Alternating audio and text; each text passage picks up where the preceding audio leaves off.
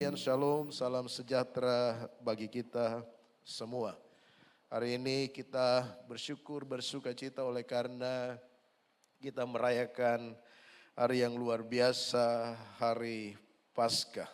Saudara-saudaraku yang kekasih, di dunia ini sampai dengan saat ini hanya ada satu pribadi yang pernah benar-benar mati, tapi kemudian dia bangkit dan dia tidak pernah mati lagi.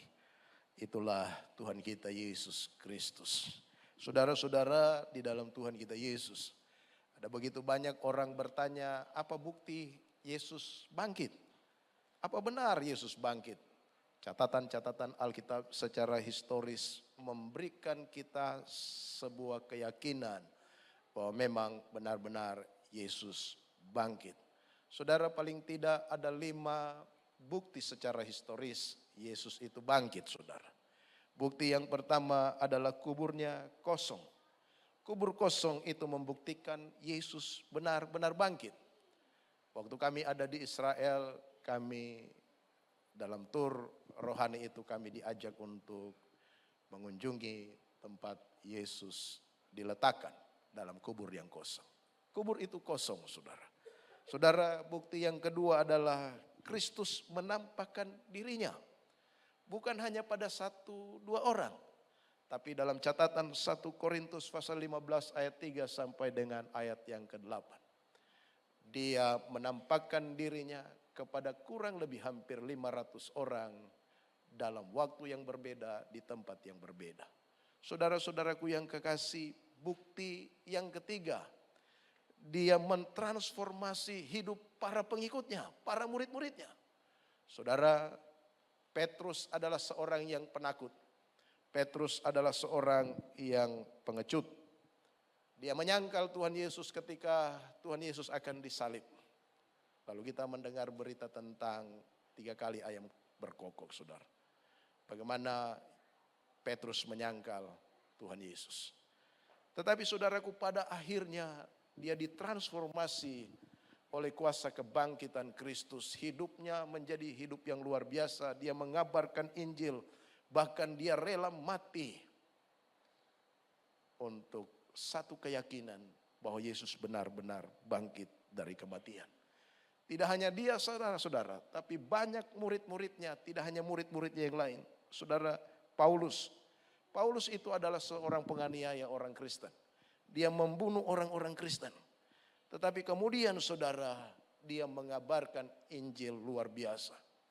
Dia melayani Tuhan dengan luar biasa. Bahkan seluruh hidupnya dia korbankan untuk menyampaikan kabar keselamatan Injil tentang kematian dan kebangkitan Yesus Kristus. Saudara-saudaraku yang kekasih, bukti yang keempat, saudara-saudara, adanya gereja-gereja Tuhan sampai dengan hari ini. Kekristenan berdiri kokoh sampai dengan saat ini. Itu membuktikan bahwa Yesus benar-benar bangkit. Lalu yang kelima, bukti secara historis. Saudara-saudara, hari ini adalah hari Minggu. Hari di mana kita beribadah. Alasannya kenapa kita beribadah hari Minggu? Saudara, karena Yesus bangkit pada hari pertama di minggu itu. Saudara-saudara, itu sebabnya ketika murid-muridnya beribadah pada hari Minggu, saudara, mereka selalu berkata, Yesus bangkit. Haleluya. Yesus bangkit. Haleluya.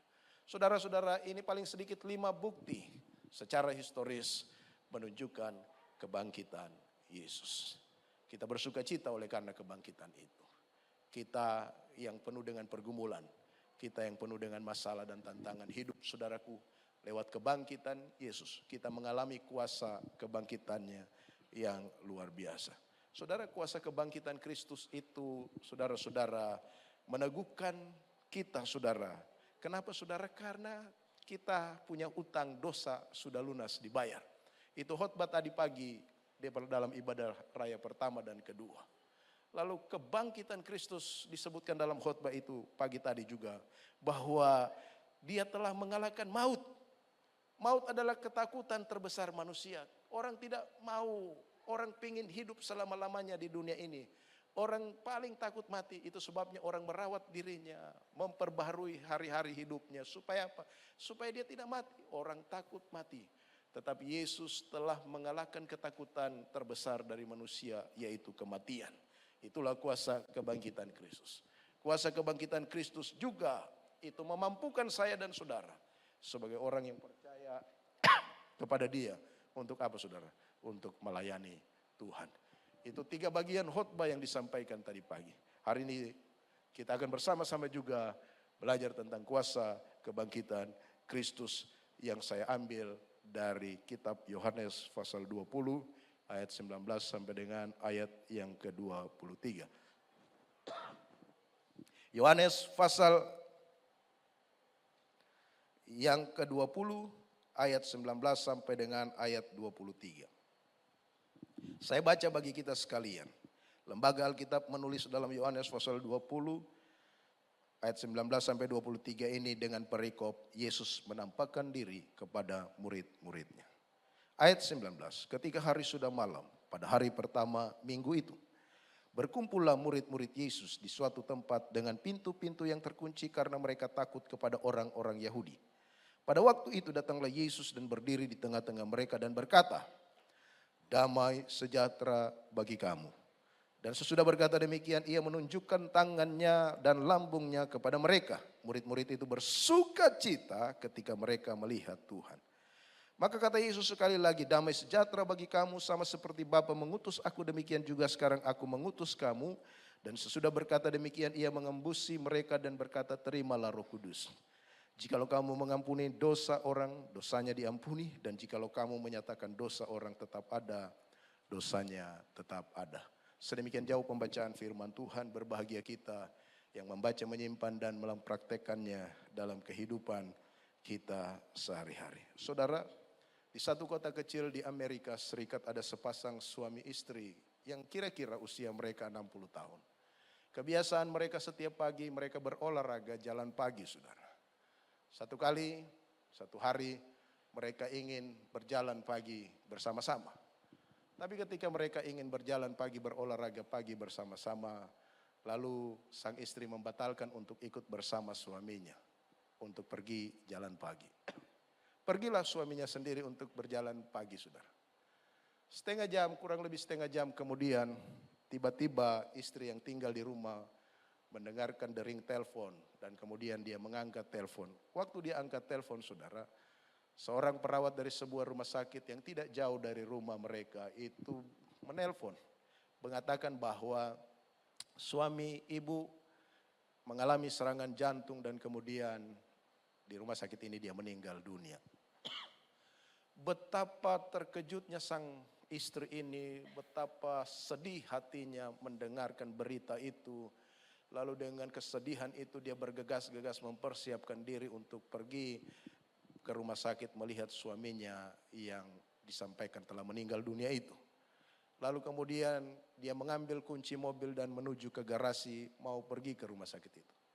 Tetapi waktu dia mau keluarkan mobil, tiba-tiba dari pintu pagar masuk suaminya dan kemudian dia kaget, saudara. Suaminya ada di depannya. Bukan hanya dia kaget tapi kemudian dia bersuka cita. Karena tadinya dia mendengarkan suaminya meninggal, tapi ternyata suaminya ada di depannya.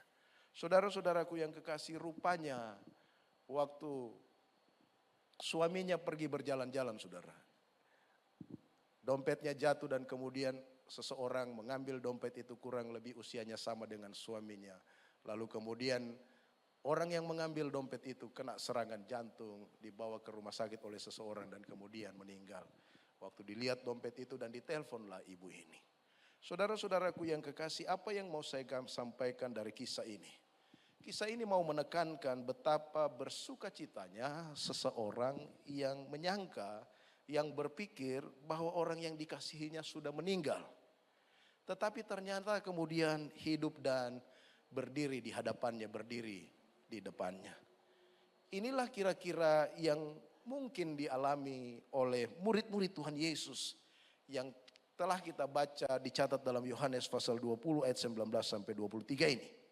Mereka berkumpul di suatu tempat dengan pintu-pintu terkunci karena mereka ketakutan, karena suasana yang luar biasa yang dialami, tekanan yang dialami oleh murid-murid. Mereka menyangka bahwa guru yang mereka kasih itu sudah mati. Memang benar-benar sudah mati, saudaraku yang kekasih. Tapi kemudian tiba-tiba muncul di depan mereka dan kemudian dicatat di sana dia menunjukkan bekas pakunya di tangan, menunjukkan bekas tusukan tombak di lambungnya. Saudara-saudara, tentunya ketika murid-murid melihat itu, mereka bersuka cita seperti yang dicatat di ayat 20. Ayat 20 bilang begini, saudara. Dan sesudah berkata demikian, menunjukkan tangannya dan lambungnya kepada mereka, murid-murid itu bersuka cita. Mereka bersuka cita kenapa? Karena mereka melihat Tuhan di depan mereka. Saudara-saudaraku yang kekasih, kebangkitan Kristus adalah berita yang sangat penting dalam kekristenan. Saudara, dunia tidak keberatan ketika kekristenan itu berbicara atau mengajarkan Yesus sebagai tokoh moral yang kemudian bisa menjadi teladan. Dunia tidak akan keberatan jika kekristenan itu mengajarkan moral yang seperti diajarkan Tuhan Yesus khotbah di bukit itu. Tetapi ketika kekristenan mengajarkan Yesus yang mati, Yesus yang bangkit, ketika berbicara tentang keselamatan hanya di dalam Yesus, melalui Yesus yang mati dan bangkit, maka dunia akan menolaknya. Saudara-saudaraku yang kekasih, saudara lihat di media sosial bagaimana orang menolak kematian dan kebangkitan Yesus Kristus. Tetapi sungguhnya saudaraku yang kekasih, inilah berita yang paling utama. Injil itu berkaitan dengan kematian dan kebangkitan Kristus, saudaraku yang kekasih.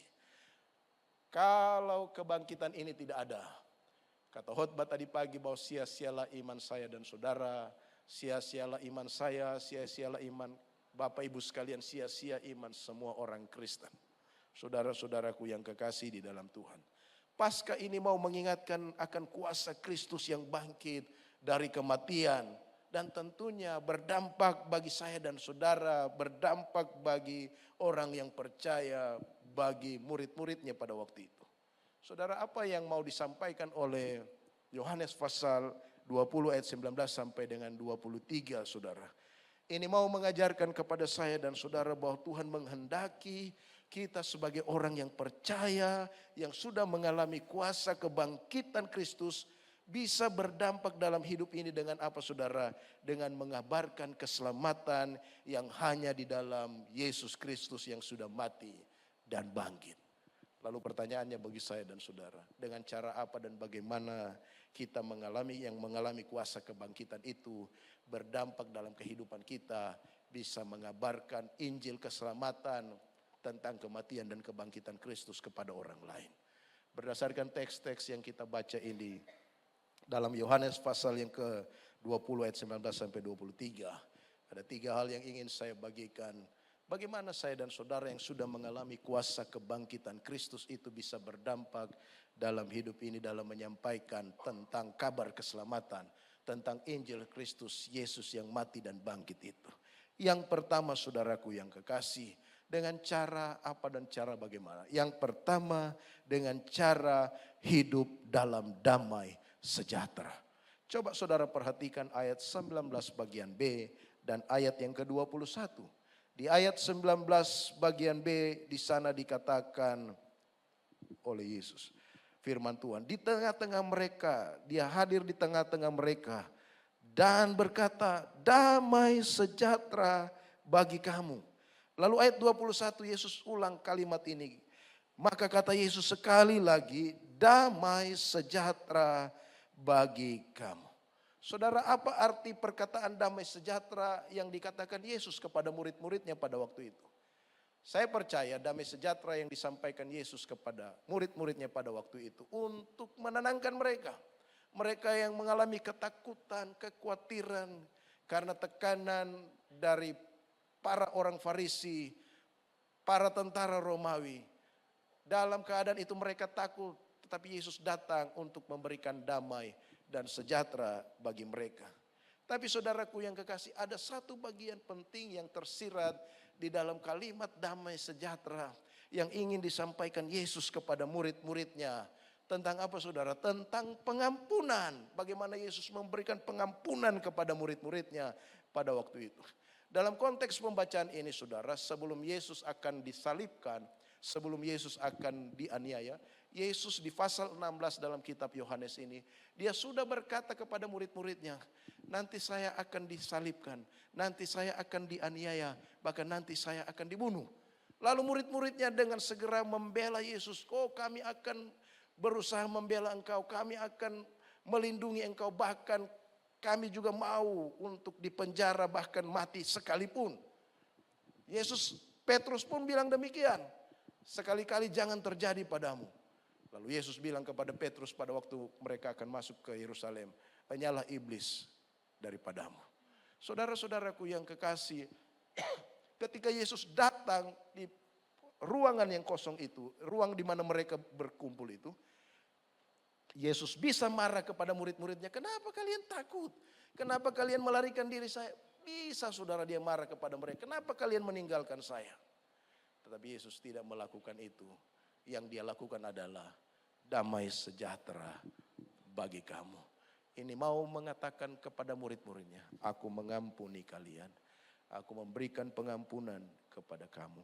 Saudara-saudaraku yang kekasih di dalam Tuhan, jikalau saya dan saudara yang sudah mengalami kuasa kebangkitan Kristus, itu berarti saya dan saudara mengalami damai sejahtera, mengalami pengampunan daripada Tuhan. Dan damai sejahtera yang diberikan Kristus itu memampukan saya dan saudara untuk kita bisa menjadi saksi-saksi Kristus. Saudara-saudara, Yesus sudah memberikan pengampunan bagi saya dan saudara. Dia telah membayar lunas hutang dosa kita di atas kayu salib. Lalu dia membuktikan bahwa utang kita sudah lunas dengan kebangkitannya dari antara orang mati bagi saya dan saudara. Saudaraku yang kekasih di dalam Tuhan Yesus Kristus, kita tidak akan mungkin bisa menjadi saksi Tuhan.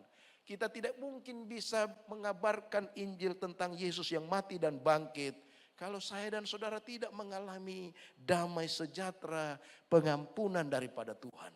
Saudaraku yang kekasih di dalam Tuhan, dalam salah satu buku renungan diceritakan tentang seorang pria yang datang kepada pendetanya. Dan dia berkata, selama dia pergi gereja, dia pergi ibadah, dia memiliki suatu pergumulan. Dan pergumulan itu terus disimpannya. Lalu pria itu menyebutkan kepada pendetanya tentang sisi gelap dalam hidupnya. Dia banyak melakukan kejahatan, dia banyak hidup dalam hal-hal yang tidak baik, dia mabuk-mabukan, dia hidup dalam persinahan, dan dia juga sudah jadi orang Kristen, saudara. Dia berpikir, apakah Tuhan mengampuninya?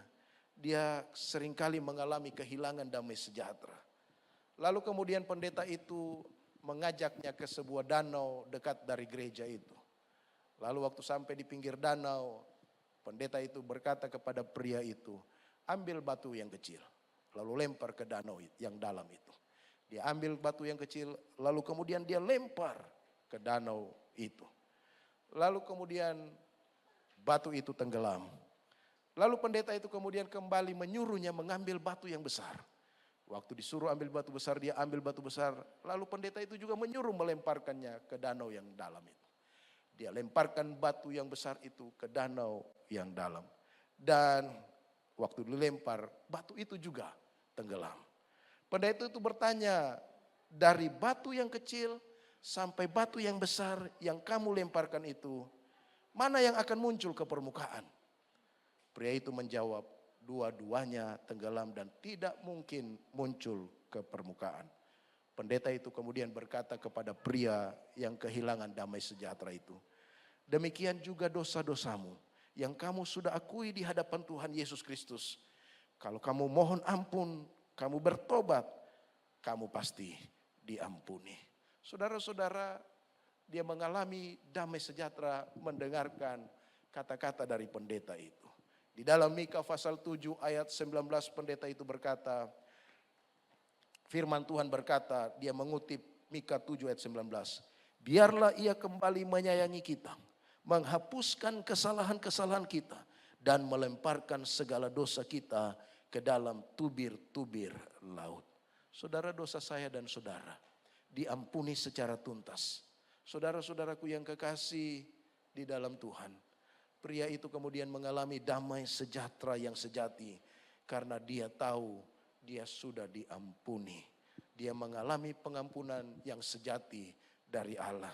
Saudara, firman Tuhan di dalam Yohanes pasal 14 ayat 27 berkata, damai sejahtera ku tinggalkan bagimu, damai sejahtera ku berikan kepadamu, dan apa yang ku berikan tidak seperti yang diberikan oleh dunia kepadamu. Janganlah gelisah dan gentar hatimu. Tidak hanya berbicara juga tentang pengampunan dalam segala persoalan kita, saudara. Yesus yang sudah bangkit itu mengalahkan maut. Maut adalah kekhawatiran, ketakutan kita yang paling besar. Masalah itu diselesaikan Tuhan dengan luar biasa. Apatah lagi persoalan-persoalan hidupmu di dunia ini. Apakah engkau punya persoalan yang besar di dunia ini? Saudara-saudara, kuasa kebangkitan Yesus membuat saya dan saudara. Yesus berkata, janganlah gelisah hatimu dan janganlah engkau gentar. Saudara, dunia tidak memberikan damai sejahtera. Damai sejahtera hanya ada di dalam Kristus yang sudah mati dan bangkit. Saudara-saudara, itu hal yang pertama. Saudara-saudara, dengan cara bagaimana kita yang sudah mengalami kuasa Kristus bisa berdampak dalam mengabarkan keselamatan. Yang pertama tadi adalah dengan cara hidup dalam damai sejahtera. Yang kedua, dengan cara bagaimana kita yang mengalami kuasa kebangkitan Kristus bisa berdampak mengabarkan kabar keselamatan Injil tentang kematian dan kebangkitan Kristus. Yang kedua, dengan cara hidup sebagai utusan Tuhan. Ayat 21 bagian B bilang begini. Sama seperti Bapa mengutus aku, demikian juga sekarang aku mengutus kamu. Saudara-saudaraku yang kekasih di dalam Tuhan. Kalau kita membaca dalam konteks ayat ini, maka saudaraku yang diutus di sini adalah murid-murid Yesus yang ada pada waktu itu. Tetapi kalau kita bandingkan dengan bagian-bagian firman Tuhan yang lain, misalnya dalam Yohanes pasal 17 ayat 23, di sana dikatakan aku di dalam mereka dan engkau di dalam aku supaya mereka sempurna menjadi satu agar dunia tahu bahwa engkau yang telah mengutus aku dan bahwa engkau mengasihi mereka sama seperti engkau mengasihi aku. Tuhan Yesus tidak hanya mengutus murid-muridnya pada waktu itu. Di dalam bagian Alkitab lain juga dia mengutus setiap orang yang percaya kepada dia. Saya dan saudara, identitas kita adalah utusan Tuhan di dunia ini. Firman Tuhan banyak kali berkata kepada saya dan saudara, dunia ini bukan tempat tinggal kita. Dunia ini bukan tempat kediaman kita. Dunia ini adalah tempat transit kita. Kita hanya sementara di sini. Sebenarnya saya dan saudara memiliki kewarganegaraan di sorga yang kekal. Kita ada di sini dalam pembahasan firman Tuhan bahwa kita ini adalah utusan Tuhan. Tuhan Yesus mengutus murid-muridnya, saudara-saudaraku yang kekasih. Mengutus saya dan saudara, mengutus setiap orang yang percaya, yang telah mengalami kuasa kematian dan kebangkitan Kristus. Kita adalah utusan-utusan Tuhan di dunia ini. Itu sebabnya mari kita semua menyadari identitas saya dan saudara adalah utusan Tuhan. Saudara dan saya yang mengalami kuasa kebangkitan Kristus, kita harus menjadi utusan Tuhan kepada siapa saja. Mungkin itu kepada keluarga kita yang belum percaya. Mungkin bagi saudara yang memiliki istri, kepada istri saudara yang belum percaya kepada Tuhan Yesus, saudara menjadi utusan Tuhan bagi dia. Bagi orang tua saudara, bagi saudara-saudara yang lain, bagi sahabat siapa saja dari saudara. Saudara adalah utusan Tuhan untuk mengabarkan Injil keselamatan Yesus yang sudah mati dan bangkit menebus dosa saya dan saudara. Saudaraku yang kekasih, suatu kali ada seorang pria pada waktu COVID-19 melanda dunia. Seorang pria yang tinggal di sebuah kota di Belfast, Irlandia. Pria ini dirawat dan diisolasi di sebuah rumah sakit oleh karena kondisinya yang sangat menurun, saudara. Waktu dia diisolasi, saudaraku yang kekasih di dalam Tuhan, satu malam dia merasakan semakin berat fisik dan mentalnya. Dan pada waktu dia mengalami itu, dia ingin ada orang yang bisa menguatkan dia. Tetapi tidak mungkin karena dia sementara diisolasi, lalu dia berdoa kepada Tuhan. Dan dia minta kepada Tuhan, Tuhan tolong kirim orang supaya ada orang yang bisa menguatkan aku. Saudara, waktu dia selesai berdoa, kemudian tiba-tiba ada seorang cleaner, pembersih rumah sakit lewat di depan pintu. Dia kaget waktu lewat ada pintu yang sedikit terbuka, lalu kemudian dia mendekati pintu itu. Dan akhirnya dia berkomunikasi dengan pria yang mengalami COVID-19 itu. Waktu dia berkomunikasi, dia memperkenalkan dirinya tentang bahwa dia adalah pembersih di rumah sakit itu. Dan dia bercerita tentang kasih Tuhan yang besar ketika dia 14 tahun berada di Nigeria sebagai seorang misionaris. Dia menceritakan bagaimana kasih Tuhan itu menjamah orang-orang Nigeria dan orang-orang Nigeria itu bertobat terima Tuhan Yesus sebagai Tuhan dan Juru Selamat. Dia menceritakan tentang kasih Tuhan yang besar, saudara. Lalu dia menceritakan Injil kepada pria itu tentang kasih Tuhan yang besar juga kepada dirinya. Waktu dia mendengarkan Injil, disampaikan Injil, dia merasa dikuatkan lewat kebenaran firman Tuhan yang disampaikan oleh cleaner itu.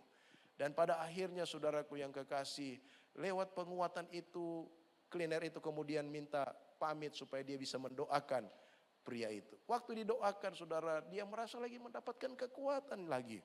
Dan setelah didoakan, dia merasa ada kekuatan dan dia memiliki keinginan untuk makan. Dia memiliki gairah kembali, semangat kembali untuk bisa makan, saudara. Dan dia pingin sekali makan makanan yang dia suka. Esok paginya saudara, cleaner ini datang kemudian membawa makanan kesukaannya.